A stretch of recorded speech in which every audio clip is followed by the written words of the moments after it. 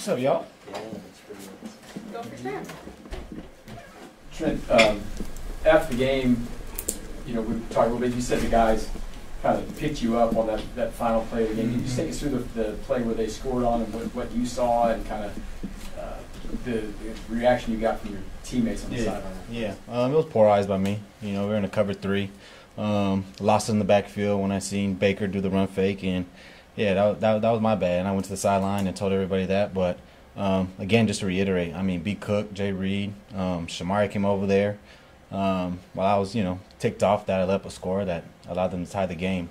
And they're just like, look, bro, this is going into overtime. We still got more games. Don't worry about it. We got your back. We know what you can do.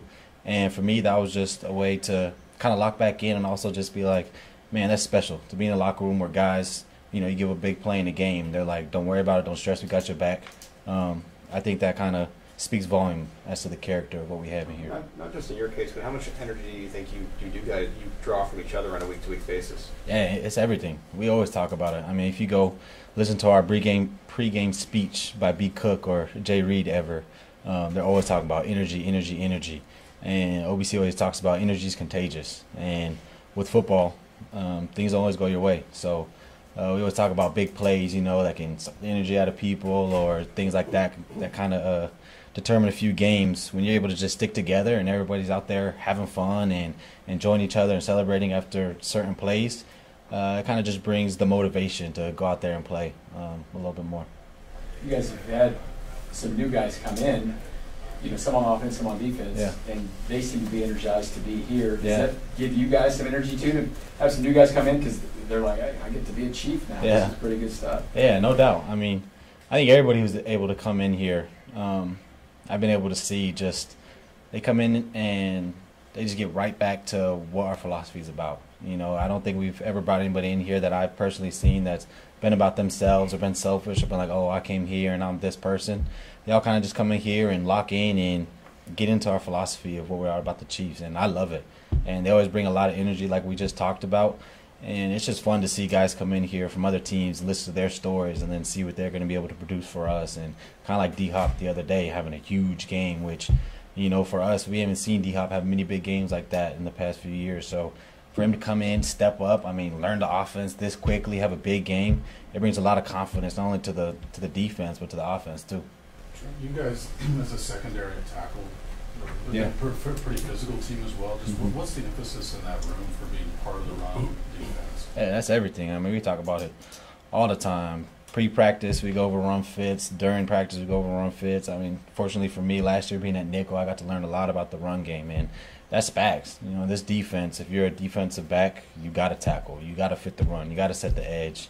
You're taking on linemen and all these different things as far as playing man, as far as playing zone. So that's kind of the other side of the league where mental becomes everything. You're going to have to learn a lot more stuff, and they put a lot more pressure on you to do the little things like that. But I love it. I play defense to tackle, to play aggressively, and ever since I've been here, that's just been the philosophy of who we are. So I don't look for that standard to drop at all and just continue to keep stacking our tackling.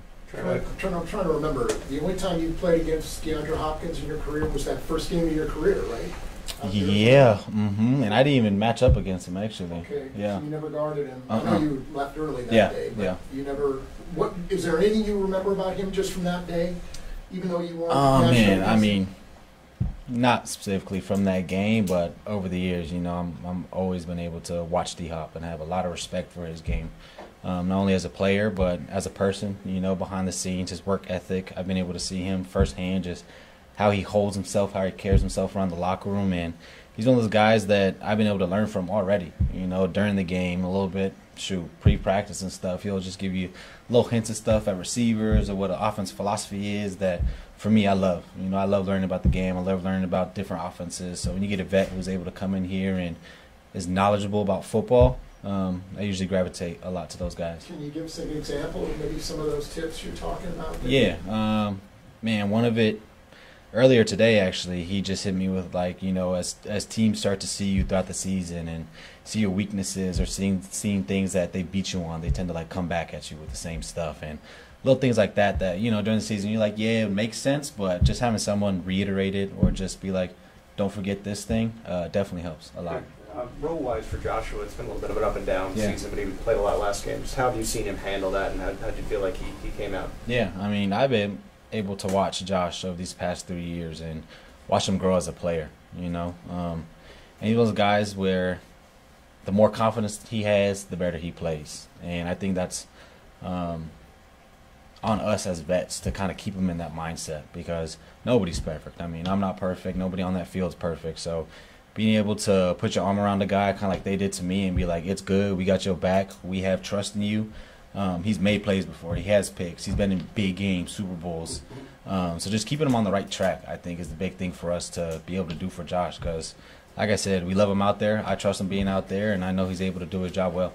What have you seen, the rookie quarterback coming in, Bo Nix, halfway through the year now, and as you going back and watched everything, what's his development look like, and what kind of challenge will he be for you guys? Yeah, I mean, he's definitely picking up really well in their offense. You know, he's starting to be able to read defenses a little bit better, but I think the best thing he does is his feet, you know, and many people might not see him as this mobile quarterback, you know, Lamar Jackson, this and that, but he's willing to run that ball, and he's willing to pull it on some zone reads. He's able to scramble and make time for his receivers to get open, and he knows where he wants to put the ball. And I got to respect that as a rookie. He's a good quarterback. He's coming along great, and he's going to be a challenge for us. Last one, anyone? Thanks, Trent. Appreciate y'all.